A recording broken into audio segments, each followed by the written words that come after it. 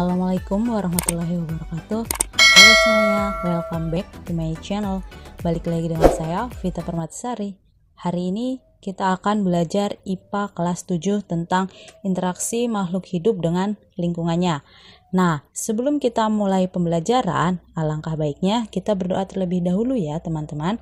Mari kita berdoa masing-masing di rumah. Berdoa dimulai. Selesai. Nah, hari ini kita akan belajar materi tentang interaksi makhluk hidup dengan lingkungannya. Kira-kira apa itu lingkungan? Ada yang tahu lingkungan itu apa? Ya, lingkungan atau environment itu merupakan segala sesuatu yang berada di luar individu, ya.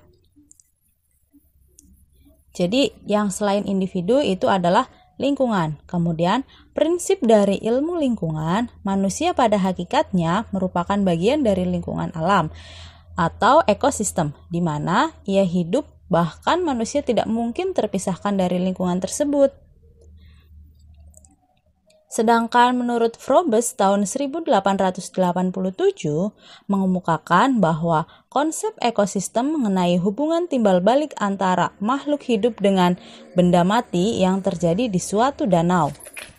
Itu dulu penelitian dari Froebus ya. Kemudian, apa itu ekosistem? Ada yang tahu ekosistem itu apa? Ya, ekosistem merupakan hubungan timbal balik antara makhluk hidup dengan makhluk hidup lain, serta dengan benda tak hidup di lingkungannya. Ya, ini adalah ekosistem. Kemudian, untuk ekologi sendiri, pengetahuan yang menyelamatkan manusia.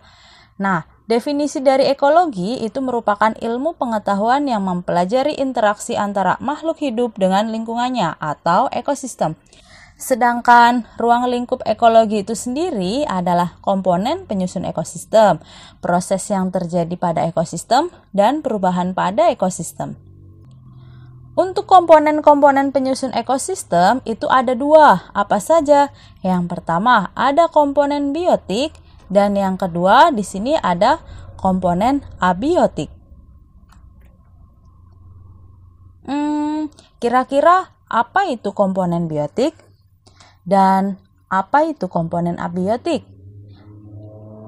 Apakah di sini ada yang bisa menjawabnya? Ya, komponen biotik itu merupakan semua lingkungan yang terdiri dari komponen makhluk hidup yang ada di bumi. Jadi, kalau komponen biotik itu ya, biotik itu keseluruhan makhluk hidup ya. Makhluk hidup itu termasuk komponen biotik. Sedangkan komponen abiotik itu yang bagaimana? Semua benda mati di permukaan bumi yang bermanfaat. Ya, jadi semua benda mati di permukaan bumi itu adalah komponen abiotik. Kalau biotik contohnya kita ya manusia, ada hewan, tumbuhan, ya dekomposer. Kemudian kalau abiotik contohnya apa? Batu, tanah, matahari, meja, kursi, dan lainnya. Jadi keseluruhan dari benda mati. Nah, di sini ada contoh apa ini? Ya, ekosistem di sungai ya, ada di sungai. Di sini ada berbagai macam komponen biotik dan abiotik. Contoh komponen biotiknya apa kira-kira ya kalau misal di sungai? Ya, ikan, betul sekali. Ada ikan. Kemudian biasanya ada capung ya di sekitaran sungai. Kemudian ini ada tumbuh-tumbuhan. Kalau komponen biotiknya, kalau komponen abiotiknya, nah betul, batu ya, ada batu, air. Ya, itu merupakan komponen abiotik atau tidak hidup. Nah, sekarang apa saja contoh komponen biotik dan abiotik? Nah, tadi kan saya sudah jelaskan juga ya sedikit. Apa ya? Ya, betul. Komponen biotik itu merupakan produsen, konsumen, pengurai, atau dekomposer. Ya, produsen itu contohnya apa? Tumbuh-tumbuhan ya, segala jenis tumbuh-tumbuhan. Kemudian konsumen itu apa? Konsumen ada manusia, hewan, ya, manusia kan banyak. Kemudian hewan kan juga berbagai macam hewan ya.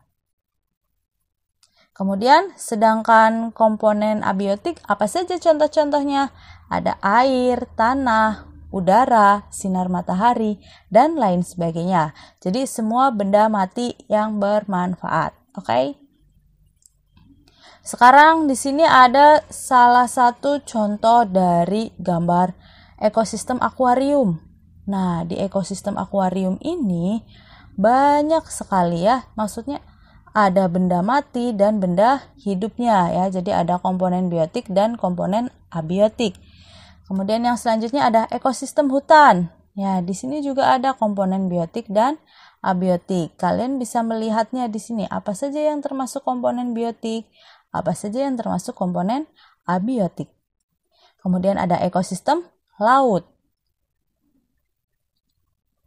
Nah, sekarang mari kita coba, ayo kita lakukan mengamati lingkungan yang ada di sekitar rumah masing-masing ya, di lingkungan kalian masing-masing.